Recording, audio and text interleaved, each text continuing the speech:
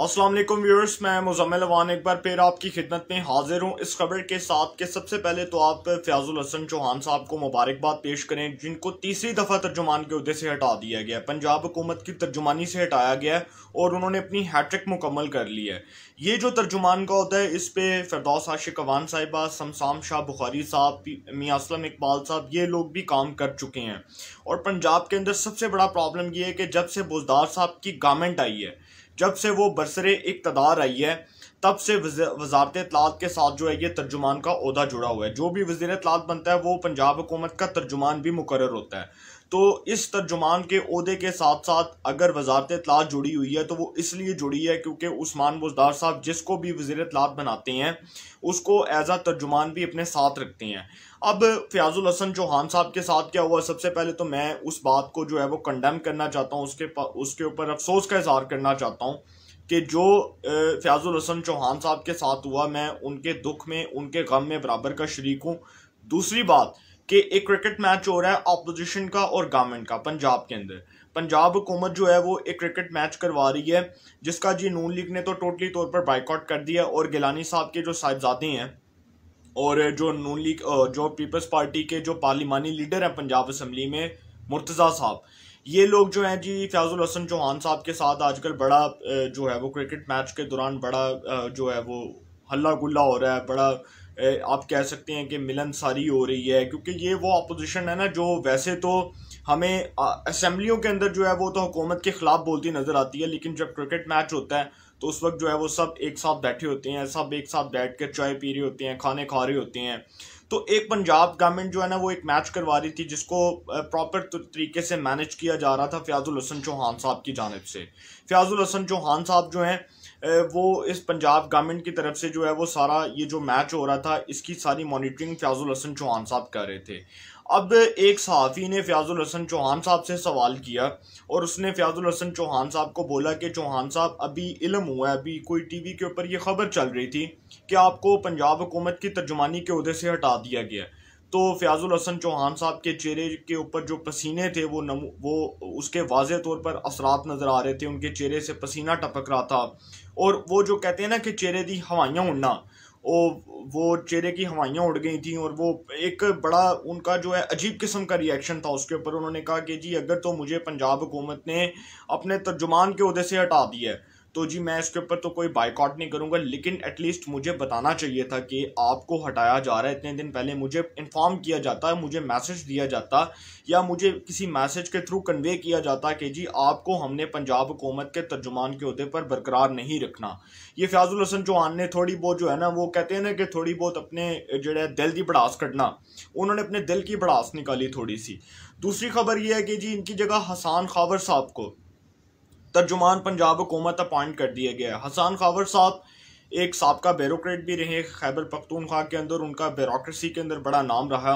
और खैबर पख्तूनख्वा के अंदर जो एक एनर्जी का प्रोजेक्ट चल रहा है उसको भी वो मॉनिटर कर रहे थे, उसको भी वो सही तरीके से चला रहे थे, उसके अंदर भी उनका एक बड़ा रोल था। हसन खावर साहब जो इनके जो दादा हैं उनके बारे में पता चला कि वो भी एक सहाफ़ी थे, और वो बड़े हसन खावर साहब जो हैं वो एक बड़े वेल एजुकेटेड, बड़े कॉम्पिटेंट किस्म के जो है वो वेल एजुकेटेड पर्सन है। और उनके आने से कुछ लोगों को ये गुमान है कि जी पंजाब में जो तर्जुमानी है वो बहुत अच्छी होगी। देखें सर, पंजाब में तर्जुमानी वही होगी जो बुज़दार को डिफेंड करेगा, जो बुज़दार के झूठ को डिफेंड करेगा, जो बुज़दार की गलत कारकर्दगी को डिफेंड करेगा, वही तर्जुमानी करेगा। हाँ, अगर वो ऐसे बुज़दार साहब की कारकर्दगी को डिफेंड नहीं कर सकता जैसे बुज़दार साहब चाहते हैं तो उसको हटा दिया जाएगा। जैसे मियां असलम इकबाल साहब को हटा दिया, फ़िरदौस आशिक अवान साहिबा को हटा दिया, शमशाम बुखारी को हटा दिया, फ़याज़ुल हसन चौहान को हटा दिया। ये वो लोग थे जिनका पाकिस्तान की सियासत के अंदर बड़ा मुकाम है, पाकिस्तान की सियासत के अंदर बड़ा नाम है, और ये जो चारों उम्मीदवार हैं कुछ तगड़े उम्मीदवार हैं, ये कोई छोटे नाम नहीं है। ये वो लोग हैं जो बार बार असम्बलियों के मेंबर इलेक्ट होते हैं। अब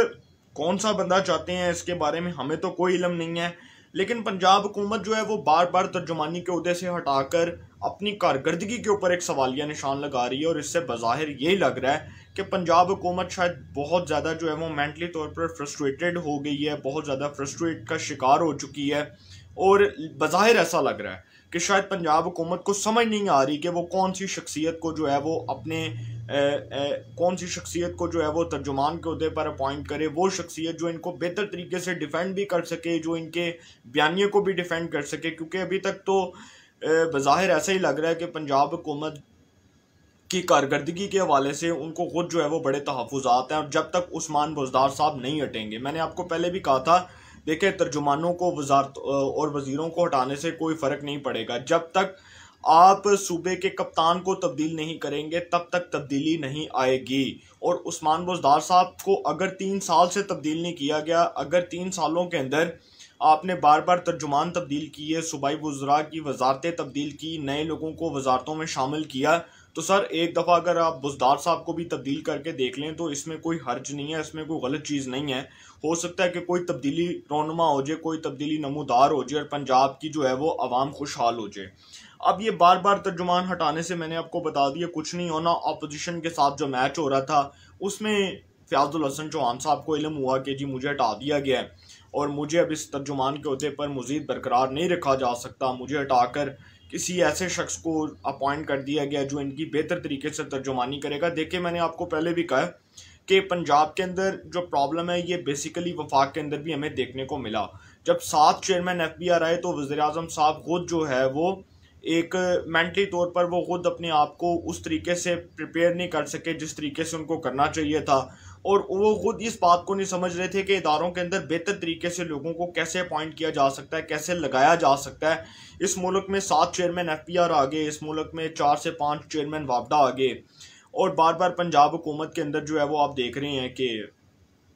कभी कोई तर्जुमान आ जाता है, कभी कोई तर्जुमान आ जाता है, कभी कोई तर्जुमानी करना शुरू हो जाता है। तो सर अगर यही सिलसिला रहा तो मैं समझता हूँ कि ये जो इमरान खान साहब की हुकूमत है इसका जो बड़ा बैड किस्म का इंप्रेशन गया है अवाम के अंदर, ये मज़ीद जो है इसके बारे में अवाम के अंदर मनफी असरात पैदा होंगे। और इसलिए पैदा हो रहे हैं क्योंकि जब तक मैंने कहा कि आप सूबे के कप्तान को तब्दील नहीं करेंगे, उस्मान बुज़दार को तब्दील नहीं करेंगे, तब तक कोई बुनियादी इस्लाहात नहीं हो सकती, तब तक कोई तब्दीली नहीं आ सकती, तब तक कोई जो है वो पंजाब की आवाम खुशहाल नहीं हो सकती, तब तक पंजाब की आवाम जो है उसकी मर्ज़ी और उसकी मंशा के मुताबिक कोई फ़ैसले नहीं हो सकते। देखें अब एक प्रॉब्लम जिसका आपने ऑल्टरनेटिव सोल्यूशन निकालना है, आप उस प्रॉब्लम के लिए आप सर जोड़कर बैठेंगे, आप उसके लिए तगोदो करेंगे, आप उसका कोई जो है वो हल निकालेंगे। लेकिन जब आपके पास हल भी मौजूद है, आपके पास उसकी जगह कोई अच्छी शख्सियत भी मौजूद है, आपके पास उसकी जगह कोई अल्टरनेटिव भी मौजूद है, फिर भी आप अगर आप ये काम नहीं कर रहे तो फिर मैं समझता हूँ कि इसमें गलती बार बार तर्जुमानों को हटाने से जो है वो ख़त्म नहीं हो जाएगी। बार बार तर्जुमानों को हटाने से कुछ भी नहीं होगा जब तक आप उस्मान बुज़दार साहब को तब्दील नहीं करेंगे। इस हवाले से जो भी अपडेट्स होंगी आपको इन्फॉर्मेशन मिलेगी। और ये भी मैं आपको बताता चलूँ कि ये जो हसन खावर साहब हैं इनको मुबारकबाद पेश करना चाहता हूँ, क्योंकि इन्होंने 2 दिन पहले ट्वीट किया, अपनी अपॉइंटमेंट से 2 दिन पहले इन्होंने ट्वीट किया और उसमें बताया कि जी मुझे पंजाब हुकूमत ने अपना तर्जुमान मुकर्रर कर दिया है। और मैं उनके लिए भी नेक ख्वाहिशात का इज़हार करना चाहता हूँ। देखें जब भी कोई शख्सियत आती है तो उसके लिए हमें नेक ख्वाहिशात का इज़हार करना चाहिए, और इंशाल्लाह इस हवाले से जो भी अपडेट्स होंगी आपको इन्फॉर्मेशन मिलेगी। इंशाल्लाह फिर मुलाकात होगी। अपना बहुत ख्याल रखिएगा। अल्लाह ताला सबको खुश रखे। मुल्क पाकिस्तान पे अपना खास करम फरमाए।